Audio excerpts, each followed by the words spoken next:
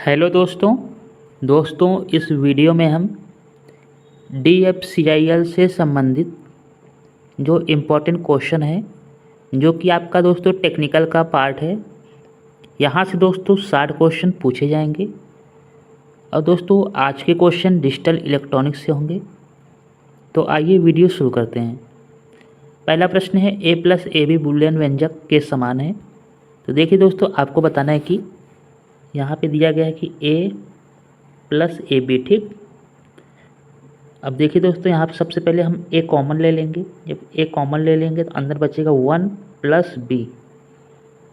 अब देखिए दोस्तों, आपको यह पता होना चाहिए कि हम 1 में कुछ भी जोड़ेंगे तो उसका आंसर जो होगा हमेशा 1 ही आएगा, ठीक है। तो इस प्रकार से हम A × 1 करेंगे तो दोस्तों इसका आंसर क्या आ जाएगा, A आ जाएगा। तो यहाँ पे आपका ऑप्शन B सही हो जाएगा। अब दोस्तों हम देखेंगे कि किस बेस पर हम कहते हैं कि 1 में कुछ भी ऐड करेंगे तो उसका आंसर 1 होगा। आप यहाँ देखिए दोस्तों, हम बगल में बना दे रहे हैं, जैसे कि 1 प्लस यहाँ पे B है। अब यदि हम B बराबर हम यहाँ पे 1 ले लेते हैं, ठीक। तो 1 + 1 आपको पता होगा कि लॉजिक जोड़ क्या होता है, 1 + 1 का 1 ही होता है। अब यदि B बराबर आप 0 ले लेते हैं तो 1 + 0 क्या होगा दोस्तों, 1 + 0 आपका 1 ही होगा। तो इस प्रकार से हम 1 में कुछ भी जोड़ें तो उसका आंसर आपका 1 ही होगा। आई होप आप समझ गए होंगे। चलिए अगले प्रश्न चलते हैं। अगला प्रश्न है दोस्तों, यहाँ पे दिया गया है कि A बराबर 1 दिया गया है, B बराबर 1 दिया गया है। तो आपको AB bar plus A bar B plus A आपको बताना है कि तार्किक फलन का मान क्या होगा। अब देखिए दोस्तों, यहाँ पे क्या दिया गया है, A बराबर आपका 1 दिया गया है और B बराबर भी आपका 1 दिया गया है।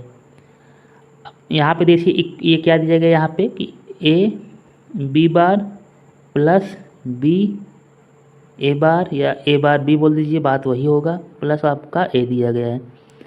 अब देखिए दोस्तों, आप यहाँ समझ रहे होंगे कि AB bar plus A bar B, ये वाला दोस्तों यह एक्सॉर का एक्सप्रेशन है। इसे हम A एक्सॉर B लिखेंगे, ठीक। और प्लस में हम क्या लिखेंगे, A लिखेंगे। अब वैल्यू रखेंगे दोस्तों, A का वैल्यू 1 है, B का वैल्यू 1 है। 1 एक्सॉर 1 + 1 करेंगे, ठीक। अब आपको पता होना चाहिए कि एक्सॉर में क्या होता है कि जब दो इनपुट एक्सॉर का समान होता है, जैसे कि यहाँ पे 1 1 दिया गया है, तो इसका जो आउटपुट होगा, इसका रिजल्टेंट जो होगा आपका 0 हो जाएगा, ठीक। तो इस प्रकार से हम इसको इधर कर देते हैं। 1 एक्सॉर 1 क्या होगा, आपको 1 एक्सॉर 1 पता होना चाहिए, इसका क्या हो जाएगा, 0 हो जाएगा, ठीक। और 0 में प्लस हम 1 करेंगे। 0 + 1 अभी पिछले क्वेश्चन में बताया था, 0 + 1 1 होगा, ठीक। तो इस प्रकार से इसका भी आंसर ऑप्शन B 1 सही हो जाएगा। अब थोड़ा हम एक्सॉर के बारे में जान लेते हैं। एक्सॉर देखिए दोस्तों, एक्सॉर में क्या होता है कि यहाँ पे A है, यहाँ पे B है और यहाँ पे आउटपुट आपका Y है, ठीक। चलिए देखिए, कंडीशन लेते हैं 0 0 0 1 1 0 और 1 1, ठीक। 0 0 क्योंकि यहाँ पे सेम है तो इसका आउटपुट होगा वो भी 0 होगा। 0 1 क्योंकि यहाँ पे सेम नहीं है, इस वजह से इसका आउटपुट हाई होगा, यानी कि 1 होगा। 1 0 सेम नहीं है, इसलिए इसका भी आउटपुट हाई होगा, मतलब कि 1 होगा। 1 1 देखिए दोनों सेम है, इसलिए इसका आउटपुट होगा 0 होगा। तो इस प्रकार से जब एक्सॉर में इनपुट सेम होगा तो उसका आउटपुट 0 होगा, या फिर आप लो बोल सकते हैं। जब आउटपुट डिफरेंट होगा, समान नहीं होगा, तो उसका आउटपुट हाई होगा, मतलब कि 1 होगा। यह आपका एक्सॉर है। एक्सॉर का दोस्तों आप सिंबल भी देख लीजिए किस तरह से होता है। ये दोस्तों, ये तो आपका नॉर्मली और गेट है, बगल में एक ऐसे बना देते हैं। यहाँ पे देखिए 2 इनपुट हो गया A और B, इसका आउटपुट आपका Y हो गया। इसको दोस्तों कैसे लिखेंगे, A bar B plus B A bar B bar A, ठीक। यह आपका एक्सॉर हो गया। यहाँ जैसे कि क्वेश्चन दिया गया है कि B bar plus A bar B, ठीक। एक बार देखिए यहाँ पे A पे बार लगा है और अगले वाले में ए पे बार नहीं लगा है। उसी तरह यहाँ देखिए बी में इधर बार नहीं लगा है, अगले वाले में बी पे बार लगा है। अब चलिए अगले प्रश्न चलते हैं। अगला प्रश्न है दोस्तों, देखिए यहाँ पे क्या दिया गया, 1 + a + b + c। ये भी पिछले की तरह एकदम क्वेश्चन है दोस्तों, पिछले क्वेश्चन की तरह आपको बताना है कि 1 में यहाँ पे a + b + c जोड़ा गया है।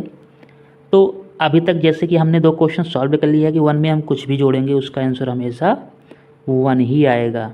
ठीक, तो यहाँ पे 1 आपका सही हो जाएगा। ऑप्शन डी आपका 1 सही होगा।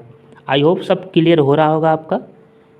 अगला करेक्ट प्रश्न है। अगला देखिए, अगला क्या है, अगला देखिए लिख लेते हैं, a bar BC + a b bar C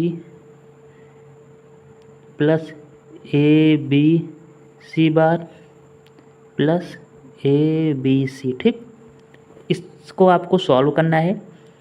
देखिए अब देखिए दोस्तों, पहले और दूसरे में इन दोनों में देखेंगे आपको कुछ कॉमन दिख रहा होगा। जी हाँ, यहाँ पे आपको C कॉमन दिखेगा। इसे हम अंदर क्या लिखेंगे, C जब कॉमन ले लेंगे a bar B + a b बार हो गया। ठीक, ये तो पहले दूसरे में हो गया।